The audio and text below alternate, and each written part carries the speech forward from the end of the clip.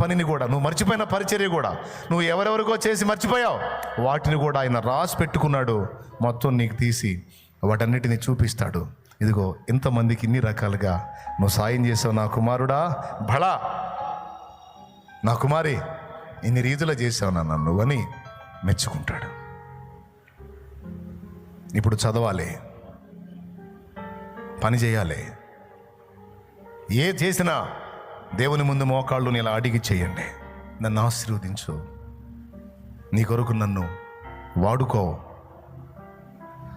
నేను వెళ్తాను అని కొంతమంది రెడీ కావాలి. తలాంతు పొందినోళ్ళు, సామర్థ్యం పొందినోళ్ళు, వ్యూహం తెలిసిన వాళ్ళు లైన్లోకి రావాలి, ముందుకు దేవుని సేవకు రావాలి.